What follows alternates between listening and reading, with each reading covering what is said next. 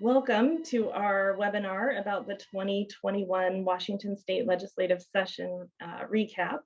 I'm Laura Ellsworth, Strategic Partnerships and Advocacy Manager with Council for the Homeless, and my pronouns are she, her, hers. And before we begin tonight, I just want to mention it's been 1 year today since George Floyd's murder sparked a national conversation and reckoning about racial disparities and inequities. So as we begin tonight, I want to highlight the fact that communities of color and Black individuals in particular are disproportionately represented among those who experience housing instability and homelessness. As such, you will see how much of what was passed in the state legislature was centered around an equity approach. So with that, I'm excited that you all could join us to hear about the historic session for affordable housing and homelessness this year. Together with partners and advocates, we achieved every single one of our priorities and more. I'm also extremely happy to have Representatives Paul Harris and Monica Stonier here with us tonight. I think Monica is actually going to be jumping on straight from another meeting, so she will be here. Oh, there she is. I see that she has arrived. So welcome, Representative Stonier. And yeah, thank you everyone for joining us tonight. So first, as always, just a little housekeeping. I just want to remind everyone that the only people that you'll see or hear tonight are the panelists and hosts. We do want to have some Q&A later, so please post questions that you have in the Q&A feature on your screen. The chat section is also a place you can post things, although keep in mind things tend to get lost. So if you have an actual question for Representative Stonier or Harris, please do post it in the Q&A so we can keep track and make sure that we try to get to every question that we can as time permits tonight. This webinar is being recorded and we will share it out afterwards and post it on our website. And lastly, there will be a survey that will show up right after you close your webinar tonight. So if you please can fill that out, it really does help us with planning future webinars. So here's a quick rundown of our agenda tonight. I'm going to review the legislative priorities for housing and homelessness that we had going into the session, what actually passed, and share what we're hoping will be positive impacts to housing and homelessness services and funding here in Clark County as a result of this past legislative session. All right. So let's review our lead agenda for this year. This may look familiar to those of you who have advocated on behalf of Council for the Homeless and the Washington Low Income Housing Alliance this year. Council for the Homeless works in partnership with the Washington Low Income Housing Alliance to advocate for housing and homelessness funding and policies that help prevent homelessness and preserve affordable housing. And so it's my extreme pleasure tonight to let you know that all of these funding and policy priorities were accomplished due to incredible efforts from housing and homelessness advocates and courageous legislators. Here is a rundown of each priority item. Some incredible investments were made towards increasing and preserving affordable housing. This includes $350 million in the capital budget to build and preserve affordable homes, including $175 million for the Housing Trust Fund and $120 million to acquire properties that can be quickly converted to housing or shelter. Additionally, $72 million was budgeted for shelter and housing for people experiencing homelessness, and there was a $27 million increase was made to the Housing and Essential Needs Rental Assistance Program, which is the program that keeps people who are disabled and in the process of filing for SSDI housed while they go through the many months-long process. And on top of that, another $658 million was dedicated to rental assistance, otherwise known as homelessness prevention. In regards to keeping people in their homes and preventing an increase in homelessness, 2 equity-led laws were passed this session: just cause eviction and right to counsel for people going through an eviction who have a very low income or who cannot afford a lawyer. These laws were recently signed by the governor and put an end to a 20-day no-cause evictions. evictions based on non-payment of rent due to COVID-related income loss, and they provide improved legal protections and rental assistance for tenants fighting eviction. As you can imagine, once a person is evicted, it's very hard for that person to find a landlord who will rent to them, and their risk of homelessness is extremely high. Our legislature also increased state resources to prevent and end homelessness by passing House Bill 1277, a $100 increase in the state's document recording fee that will bring in more funds to prevent homelessness through rental assistance, cover more operational costs associated with permanent supportive housing, and invest more into the landlord mitigation fund. Previously, the document recording fee was around $85, so with this increase, it is now $185. And it's estimated to generate close to $300 million in the next 2-year budget cycle. It's the fee that is tacked on at the end of the purchase or sale of a home or a refinance of a mortgage. So even though this $300 million projected increase in the next 2-year budget cycle sounds incredible, it's been estimated that there is a need in our state for rental assistance due to the pandemic alone of $100 million per month. So this increase in the document recording fee helps to create a sustained safety net for homelessness prevention after the economic crisis due to the pandemic subsides. And it also helps to mitigate risks for landlords who are willing to rent to people who have a history of housing and income instability. And lastly, it was a priority not to make the same mistakes from the 2009 financial crisis and work to protect against any cuts to affordable housing, homelessness, and human services programs by passing significantly new progressive revenue. Cuts to the programs that serve our state's most vulnerable people in order to solve a budget deficit just don't make sense. And instead of cuts, successful programs like the Housing and Essential Needs program not only did not get cut, but they received more of an investment due to the unprecedented level of need. So more on the budget that was passed. The legislature invested more than $1 billion to address the housing needs of people in Washington, including all of these proven programs that you see listed here. Another investment not mentioned earlier also includes $187 million for foreclosure prevention for homeowners. Okay, so now I want to review some specific bills in a bit more detail because they're really exciting. This is public policy that will lay an excellent foundation for more affordable housing and homelessness services for years to come. So Senate Bill 5160 is a truly historic bill. Even with federal relief, it's unlikely that Washingtonians who have lost jobs and incomes due to COVID-19 will have the resources to fully pay rent owed going back as far as March of 2020 when things first shut down. The governor signed this into law a few weeks ago, so it's now in effect, making Washington the first state in the nation to guarantee a lawyer for tenants in eviction court who are low income or otherwise can't afford a lawyer.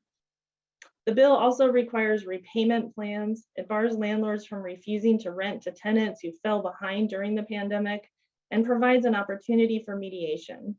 Before this law, tenants who could not afford an attorney were forced to argue their case in court against their landlord's often very trained attorney. So tenants facing eviction will now be provided an attorney to argue on their behalf. All right, so then we have House Bill 1236, otherwise known as Just Cause Eviction, and it's also currently in effect. It requires landlords to have a legitimate business reason to make someone move, ending the practice of giving tenants 20-day no-cause eviction notices. This closes a loophole in fair housing laws and will ensure that rental assistance doesn't just pay back landlords, but that it also keeps people in their homes. During the pandemic, it hasn't been difficult to understand the importance of housing as healthcare and how loss of income means loss of housing and subsequent homelessness. Ending the 20-day no-cause eviction loophole will ensure that landlords can no longer circumvent all tenant protections, including eviction protections, by simply giving a 20-day no-cause notice. Black, Native American, Pacific Islander, and Latinx households are far more likely than white households to rent, so are at a greater risk of losing their homes. Black people, particularly Black women, experience the highest eviction rates. Once a person is evicted, it becomes exponentially harder for them to find housing again. And then back to House Bill 1277, the document recording fee increase of $100 to create a sustained source of funding for homelessness prevention. It's another significant investment into prevention services. And it's currently, the revenue that comes in from the document recording fee is currently the largest source of funding for homelessness services in our county. And this increase of $100 will provide a sustained source of funding for prevention, investment into permanent supportive housing, operations, and investment again into the landlord mitigation fund. The increase in the fee will start being collected on July 1st, and we're not sure yet when the added revenue will come back into the community, but it will be a vital part of being able to adequately address the needs of people at risk of homelessness. And finally, House Bill 1220. It prevents cities from banning shelters, transitional housing, or permanent supportive housing. It requires jurisdictions planning under the Growth Management Act to identify policies that create racially disparate impacts, displacement, and exclusion, and to identify and implement policies to undo that harm. This law goes into effect 90 days after the end of the legislative session, which will be July 25th. All right, so let's talk about what all of this could mean for Clark County specifically. Regarding prevention or rental assistance, more than 2/3 of people who entered into the homeless system in 2019 and 2020, and I'll say that again, more than 2/3, they were newly homeless. And I do want to mention something that I alluded to earlier, which is that these state investments are working in conjunction with federal investments like the Federal CARES Act dollars and the soon to come American Rescue Plan dollars, which have allowed the entire homeless crisis response system to facilitate a lot more prevention services than ever before. In fact, 2,263 households received rent assistance in 2020. And even though the waiting list for rental assistance is currently closed, which illustrates that we still have a tremendous amount of need, I do want to let you know that the Veterans Assistance Center still has rent assistance for veterans of all discharge status and active military, in case any of you know of somebody who may qualify.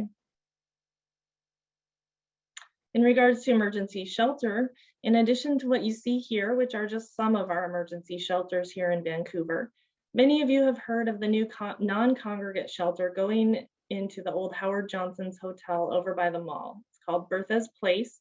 It's going to be a 63-unit shelter that will be prioritized for seniors 55 and older, single women, and couples without children. It's expected to open in late fall. And after it serves as an emergency shelter for 2 to 3 years, it will be converted into permanent supportive housing. So do you remember that $120 million investment made by the legislature to acquire properties that can quickly be converted to housing or shelter? Well, this is an example of both. In regards to tenant protections, with the new laws in effect, we can expect a shift towards equity for people who are very low income and who are navigating an eviction process. We can expect less retaliatory evictions, which disproportionately affect women-headed households, people of color, and members of the LGBTQ community. It will take some time to put the pieces into place to allow these protections to truly take effect, but thanks to our advocates and our legislators, the foundation has been laid. In regards to investments made into permanent supportive housing, I want to show you a local example of what that looks like here in Vancouver. Thanks to the investments made by our legislature, we will have more of this to come. Now I'm going to share a video, so just bear with me here.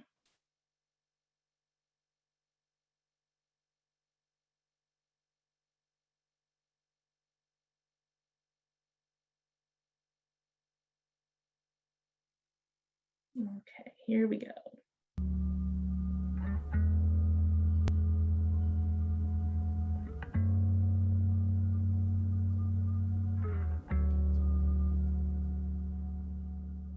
I moved into the Pacific 2020, January 17th. I get cried because I'm so grateful. Since I moved in the Pacific, I became more responsible in my life, changed the person I am that you see today.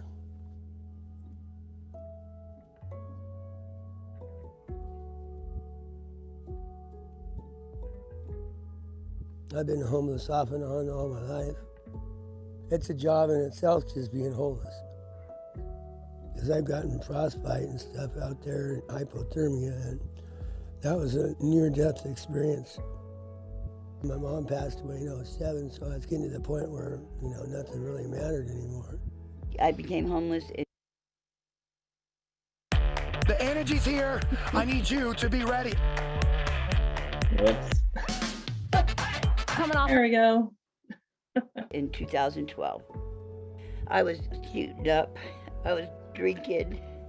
I was depressed in a black hole. I had unemployment for a year and a half. Then my unemployment ran out. I still couldn't work. I was in so much pain.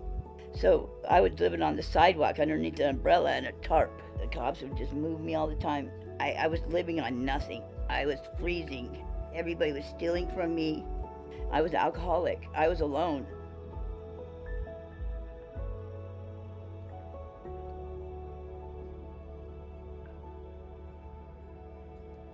So Jenny said, Vicki, you got to try one more time for that disability and we're going to get you a place. And I thought, yeah, that's what you always say, you're going to help me.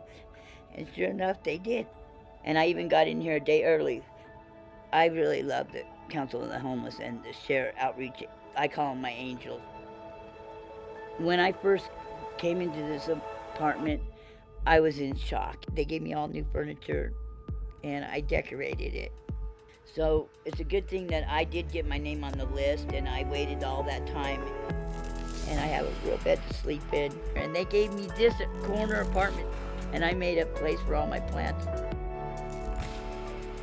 And I met Brad, he got it too. I first met Vicki when she accidentally misplaced her key, and I said she was welcome to, hang out at my house until we figured out what to do.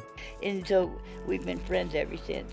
We cook and eat together, and I can go up to his house if I feel alone, and he can come down here. Not having her around here would be really not good, because she's been a friend the whole time, so nothing but a very good friend. Since the Council of the Homeless and the Share helped me to get into the Pacific, I was able to get on my SSI and I was able to take a shower. We don't have to worry about where we're gonna sleep or what's gonna happen to Sheppy if he gets stolen again or picked up by another stranger. All my prayers have been answered. Since I moved in the Pacific, I became more responsible in my life. Not everybody who is homeless are bad people. They just need a chance. If this place wouldn't exist, I don't know if I would be existing right now, to tell you the truth.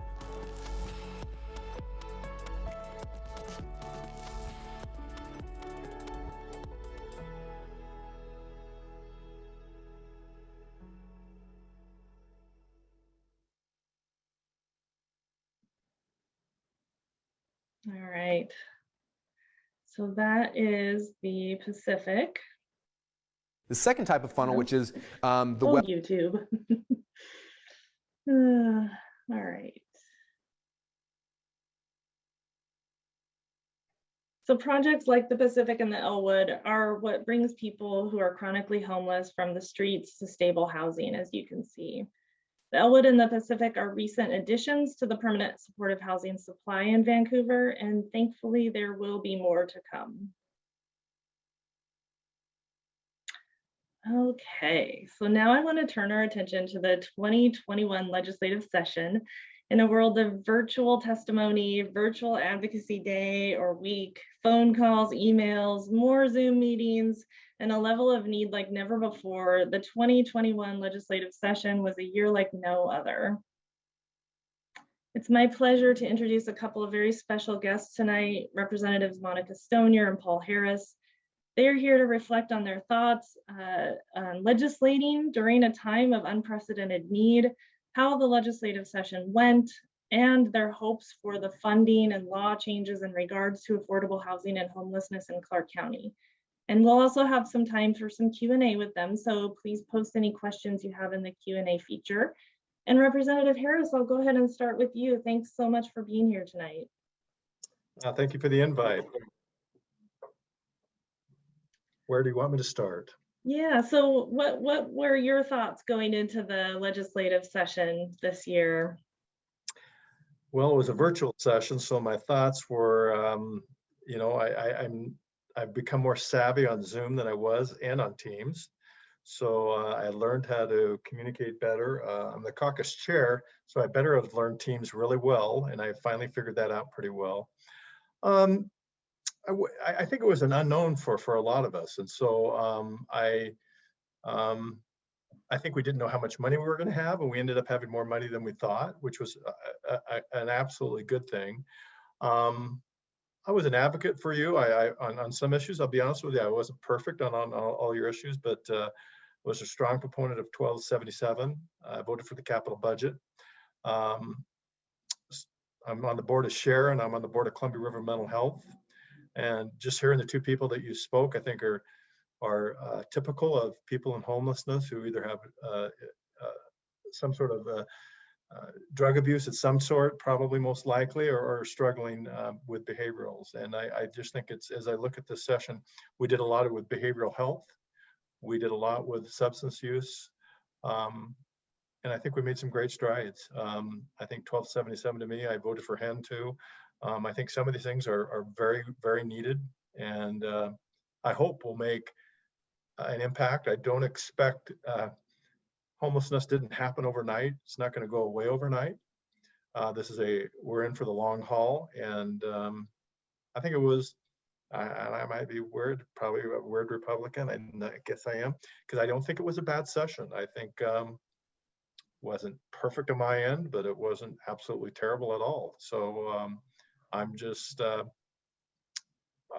it's a privilege to be a representative, and I think it was in some ways a very good session, especially for the homeless. Absolutely. Yeah, thank you so much.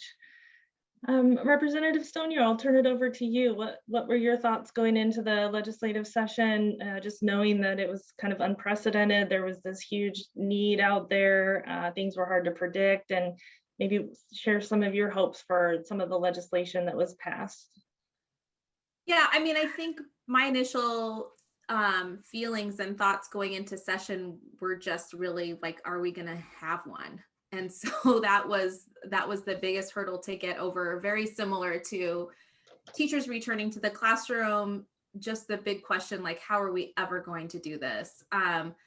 Thanks to the phenomenal staff that we have who spent a lot of time problem solving, measuring, reviewing guidelines, we were able to find a safe way to have an opening day where we could adopt rules that allowed people to work remotely, so that we could have a legislative session that was not only successful, but safe for our staff and for our members. We had no transmissions. Other legislatures around the states have had to shut down or go on pause because of a COVID outbreak. And so, that initial health concern, I think, was a tough one to overcome. But then in addition, just really thinking about after the insurrection in the nation's capital, our security for particularly our staff, because that's who was there more regularly, was really a challenge. And so, I'm just really proud that we were able to have a session, and then doubly proud that we had such a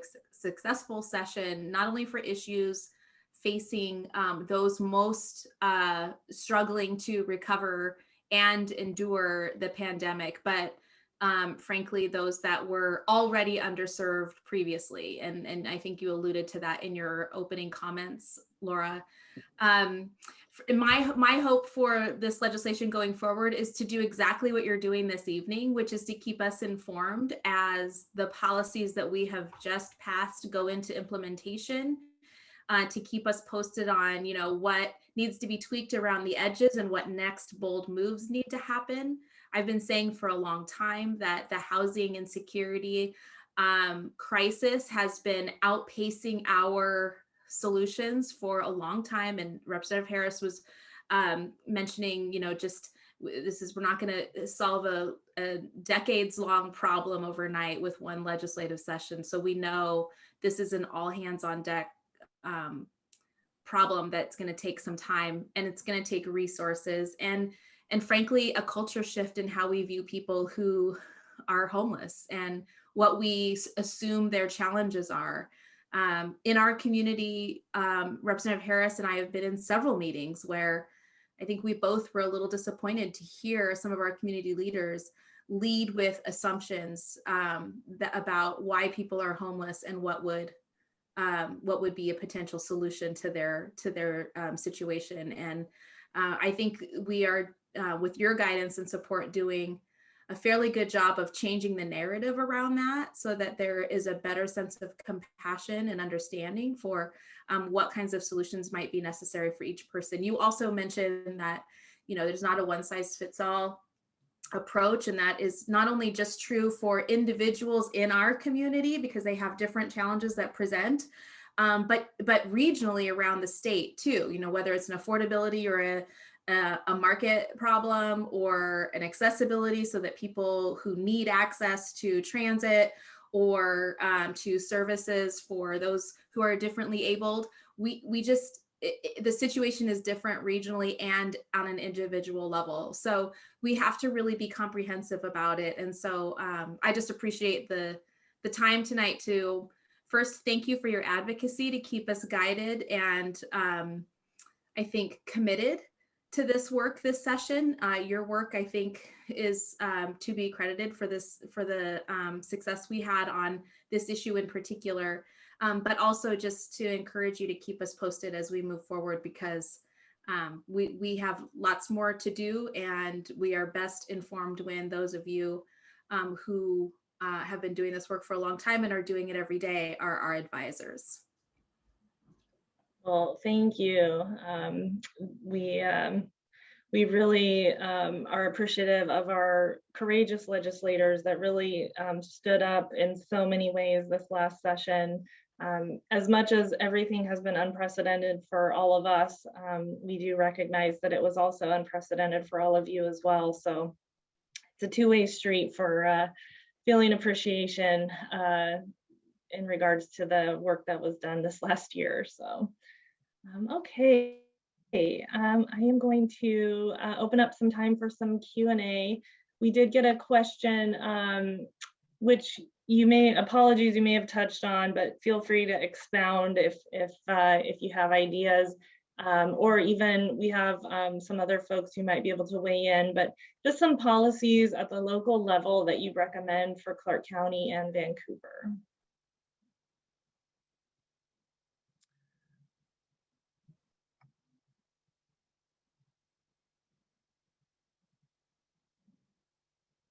Is this question for? Yeah, I'm not sure. Is that for Monica? Yeah, it could be for Representative Sonia Harris, or I know I think we have we have Kate Budd on who could possibly answer as well. But we'd love to hear from you. We you're our special guests tonight, so.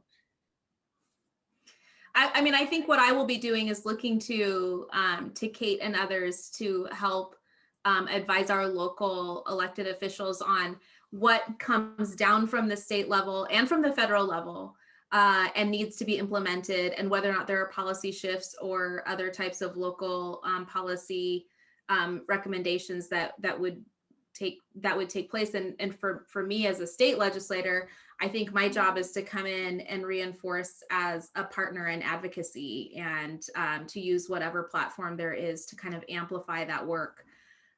We can continue thinking about this at a state level, but until we are better coordinated with all levels of government to support our community, I think it's going to be hard to make sure that those come into alignment for families that still are getting left out. Yeah, thank you. I know Mayor Ann has been very involved. I've chatted with her several times. And several people in the county. I'm not sure, there's some county councilors, I'm probably from my party affiliation, which haven't been really good on the issue, but some others have. I think our local officials in general are doing a pretty good job. At least that would be my take, especially the mayor. Great.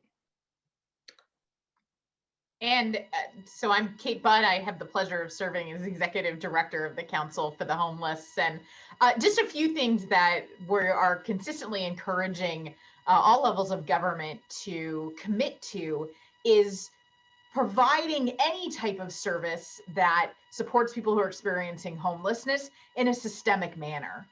Because we know that when we're working together and that when we have knowledge regarding what each community is doing and how that's working for those who are experiencing homelessness or housing instability, we work better together. And so making sure that whomever is funded, that they're engaging with the homeless management information system, which is the primary database that helps us understand the local need and how we're meeting that need, as well as working with coordinated entry and assessment, which locally is the Housing Solutions Center.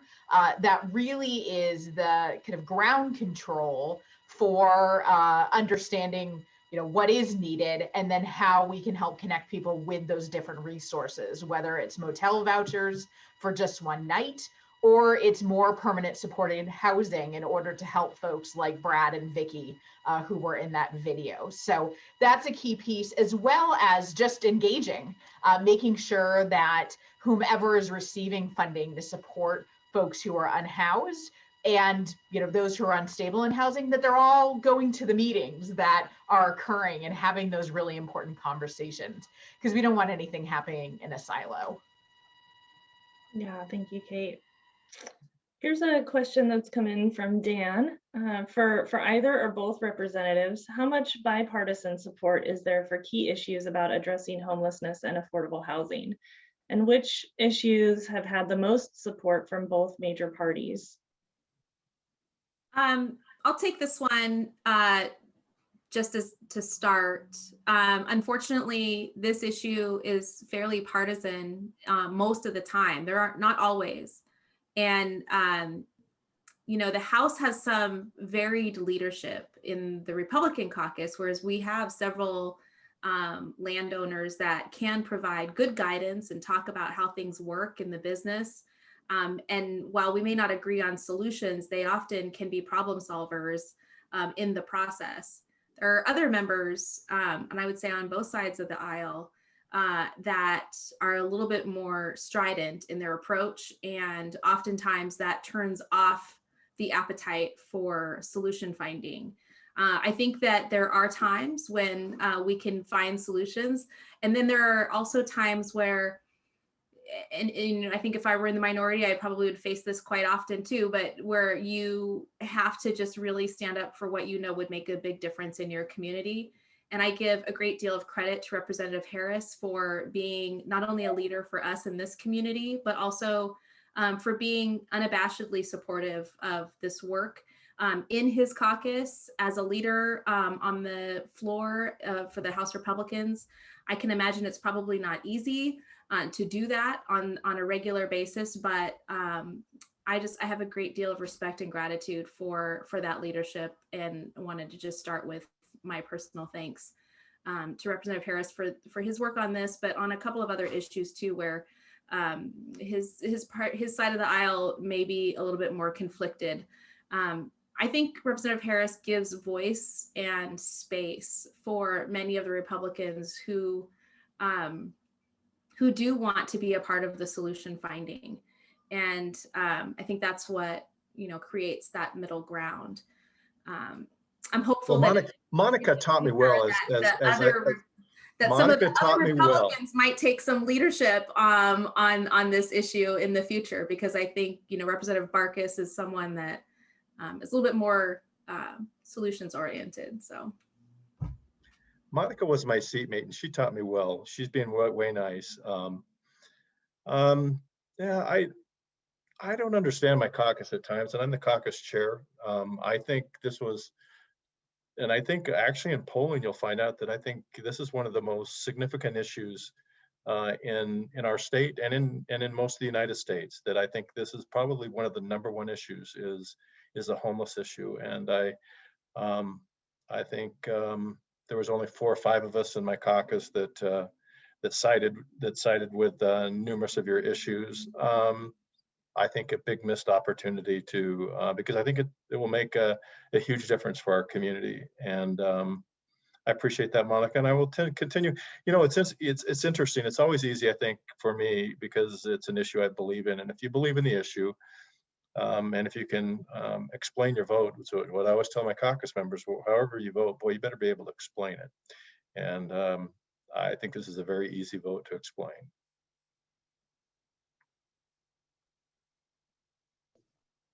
Great, yeah, thank you. And apologies because my dogs have decided to bark nonstop at this moment in time. So what legislation or funding designation do you have the highest hopes for? I'll send that to both of you.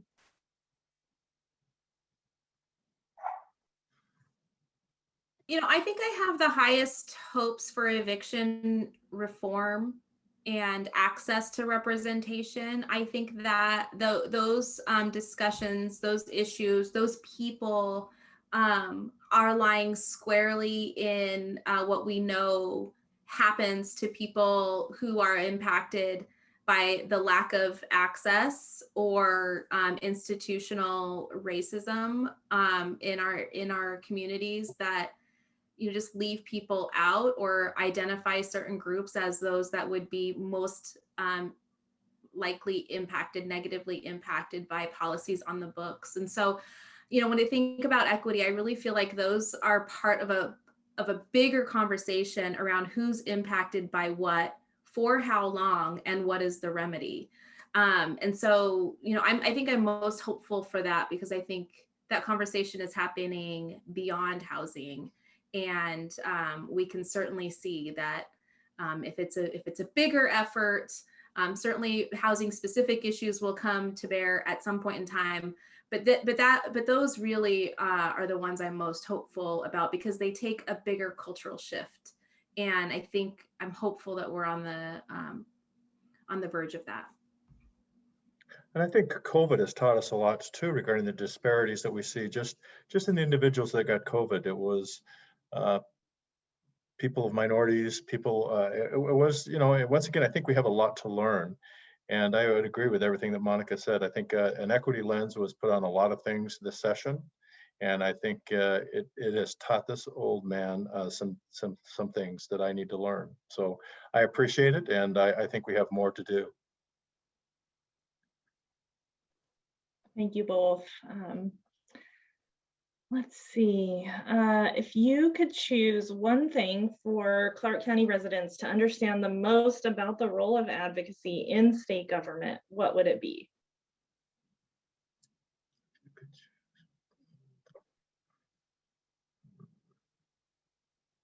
Question, do you want to go first, Paul? Why don't you, Monica? I'm really thinking on that one. If there's one thing. I mean, I think what has made the biggest difference for me when I get a question like this is just truly the stories of real people in my community that come either through advocacy from like the Day on the Hill, where we have the opportunity to talk to people who are impacted, who are brought to us from advocates. You know, if I think about times where I needed to know more about an issue over my time in the legislature, it's those stories that really kind of color for me what a person's experience is in our community. They give me an idea of like where their food comes from or doesn't, and what their daily struggles are like, and what has benefited them in the past that they're hoping we will continue, or what is missing that they're hoping we will implement. And then just, you know, thinking and hearing about how it impacts the children in the family, the aging in the family. Those stories are hard to not internalize. And so I really feel like that's the most important part for me. It's oftentimes what I remember when I'm thinking about a bill that, you know, I'm being asked to bring to the floor, and thinking about how to talk with our members about it, and to reach across the aisle and find out, you know, kind of where my friends across the aisle are, to see how feasible it is. And then of course, there's also the thinking about how to get something through the Senate.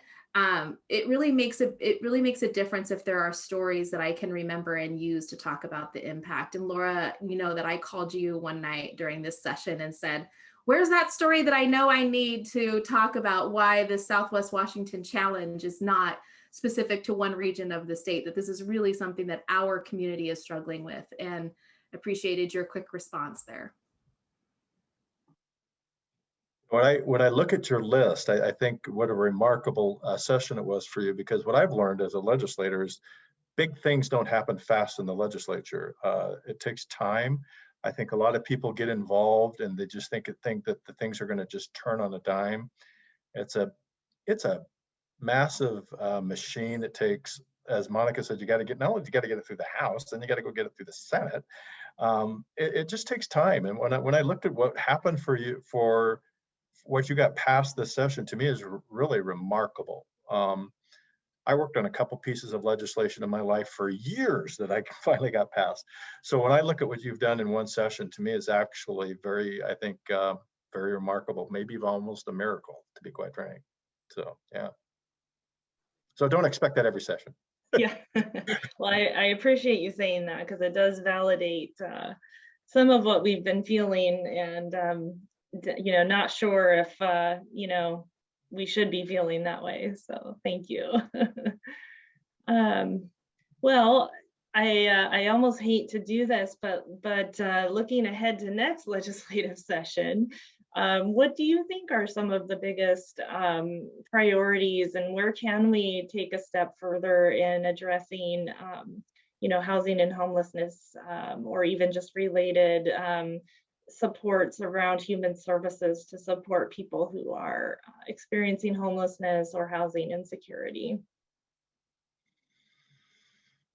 I think if I were to think from a leadership standpoint in the House, I feel like the longer term, just as Paul was saying, like the hard stuff doesn't happen quick.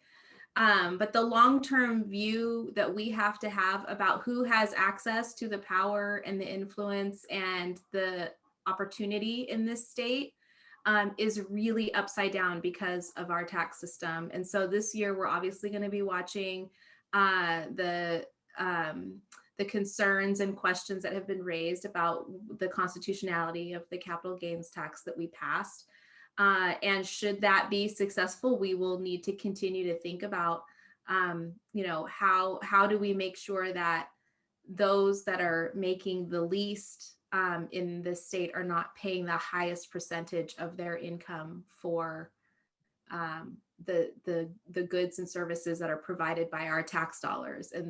And I think there's a number of ways to address that, and the capital gains excise tax was one, but it's not the only, and it's not a full solution to the challenges that we face. And there may be other policy things related, but just really thinking about the fact that Washington State is the worst in the nation when it comes to income inequality.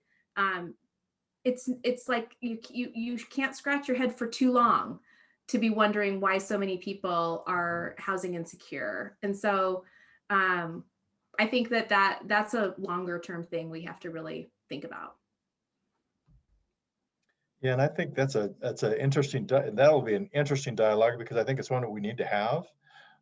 We did the family, Monica, what was the family tax quote? Was the one, what was it called? The family tax credit, or the working family tax exemption that we've had on the books for a while, but we only just funded this session with significant bipartisan support. And that's an interesting one that I would like to look at even more. It helps those, I think, who are paying more in sales tax and whatnot. And I think it's a direct payment to them. So it's just kind of a bypass, though. I would love to have the dialogue, and I might once again be weird, but let's talk about an income tax. But if we're going to do an income tax, then let's look at our sales tax, and let's look at all of our taxes and figure out a more equitable taxing structure. But let's have that serious dialogue, especially with the capital gains tax now. And if that goes through the court system and whatever, I'd be more than willing to sit down and talk about a new tax structure, and how we're going to get there and what it will look like. But don't get mad at me, Monica. I just don't want to add taxes. I really do want to take a look and see what we can do, because I think just the rich we can only squeeze so much out of them. I think it needs to be, all of us need to pay a little. Graduated systems, I think, make sense. And, we definitely have a lot of work to do to try and put that in place. And so it's true that, there's a lot of work there, but There is a tax reform work group in place right now. We've actually been asked to think about who in our communities need to be contacted during this interim as we talk about how to move forward with reforming our tax system. So should anybody be interested or want to know more about that, let me know and we can keep you posted. But the finance team from the House is going to be making, trips around different corners of the state to talk with people who are directly impacted to try and get some input as they continue that work.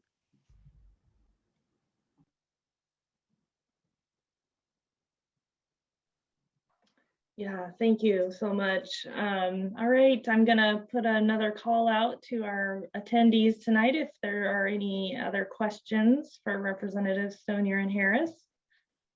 I will share a question from Gary. He asked how long the wait list for HEN, or the Housing and Essential Needs Program, is in Clark County. And he shared that at some point he had heard it was about a year long. And those who follow legislative developments know that in 2020, there was a significant investment in HEN assistance. And so as a result, it was made clear that those who were unhoused needed to be prioritized for HEN. Those who are housing insecure would be secondary. And so at this point, because of that large investment, there is, a very small, if not no, list for people who are unhoused, who qualify for HEN, a longer list for folks who are housing unstable, though they too can apply for the Treasury rent assistance wait lists and could get assistance in that way, as well as the HEN program. If they have additional dollars, they call out to their residents in the program to try to assist in that manner too. So this additional investment is invaluable because it will help not only keep that list short, but help all of the folks receiving HEN assistance remain housed. And anyone who applies for HEN would do that first through DSHS to be determined for the Aged, Blind, and Disabled program, as well as the initial eligibility for HEN. Great, thank you. Okay, well, I just want to take a moment to sincerely thank all of our advocates who signed in to support and testify on legislation, who shared their stories, who underwent the emotional labor of sharing their experiences of eviction, homelessness, and income loss due to the pandemic. Altogether, nearly 3,000 advocates took action during this session. Lawmakers altogether received over 20,000 emails from affordable housing advocates, over 1,000 organizations, and over 3,800 individuals signed on to letters to lawmakers in support of our priorities. And many thousands of people signed in to register support for key bills. I will say over 600 advocates attended our first ever 100% virtual housing and homelessness advocacy day, which actually spread out over about a week. And again, like in years past, more than 10% of those people were from Clark County, which is a significant representation overall for our state. So yeah, just thank you to everybody. It was a tremendous session. Thank you to our legislators. Thank you to our advocates. And I want to just share some ways that you can take action if you haven't already. You can sign up for our e-news and our action alerts, advocacy action alerts through the Council for the Homeless's website. There are the links there on your screen. As always, please share what you've learned, share the data, facts, and dispel myths and reduce the stigma of homelessness. And also know that the results of the investments made by our legislature will take time, but it's coming. And last but definitely not least, be kind. It really does go such a long way for folks, for everybody in our community. So we'll look forward to seeing you in June. Our next webinar will be Tuesday, June 29th, same time, 5:30 to 6:30. So stay tuned. We'll put out more information about the topic and any panelists that we may have. And I really just want to give another sincere thank you to Representative Harris and Representative Stonier for being here tonight. I want everyone to know that Representative Harris is on vacation and he made time to be with us from Utah. And I'm just so appreciative of both of you for not just being here with us tonight, but for your vision and your courage and everything that you do for people in our community throughout the year and also during the legislative session. So Laura, I want to thank you for filling up my mailbox when you said all those emails that went out. If you don't know Monica's email address, it's monica.stonier@ledge.wa.gov. She wants more emails. That's right. What would you do It's without not all the paper, so emails? I'll take it. All right, Well, thank everybody. you. Thank you for attending our webinar tonight, and we'll look forward to seeing everybody again next month. And have a great night, everybody. Thank you Bye. all.